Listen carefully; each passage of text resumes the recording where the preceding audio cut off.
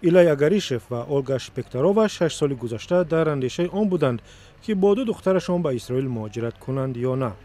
در مسکو زبان عبری هم می‌آموختند.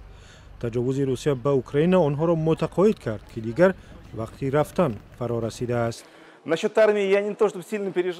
ترسی من از رفتن به ارتش نبود. من کاملا مخالفی جنگ هستم و نمیخواستم که یگان نقشه در آن داشته باشم. ما مدتی طولانی شبهه داشتیم و به یک قرار قطعی آمده نمیتوانستیم، ولی آنچه که حالا در روسیه میگذرد ما را به قبول قرار قطعی تکان داد و تصمیم گرفتیم کوچ بندیم. آژانس یهودیان که مهاجران را قبول و به جامعه اسرائیل همراه میکند میگوید از زمان آغاز جنگ روسیه در اوکراین 30,000 نفر به اسرائیل آمدند. بعد فرمان پوتین برای جلب 300,000 نفر به ارتش، عریضه های کوچبندی به اسرائیل هم زیاد شدند.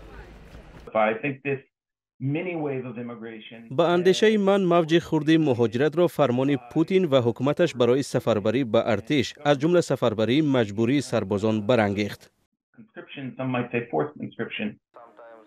نتان شرنسکی سیاستمدار اسرائیلی و دیگر اندیش شوروی سابق که بنابر تلاش‌هایش برای مهاجرت به اسرائیل 9 سال را در زندان گذرانده است میگوید فرار یهودی تباران روسیه در عموم از سیاست‌های استبدادی پوتین در جامعه روسیه سرچشمه میگیرد.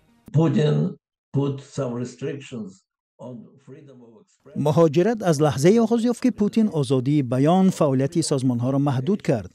معاشرت با مردمان دیگر در خارج را محدود کرد. مهمتر از همه بحث آزاد دیگراندیشی را محدود کرد. این چیز بخصوص برای زیایان ترسناک است.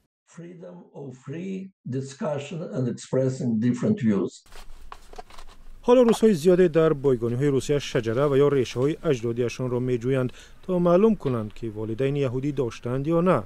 اگر داشتند بر اساس قانون بازگشت می‌توانند به اسرائیل مهاجرت کنند. شرنسکی میگوید روس‌هایی که ریشه‌های یهودی دارند تقریباً 600,000 نفرند.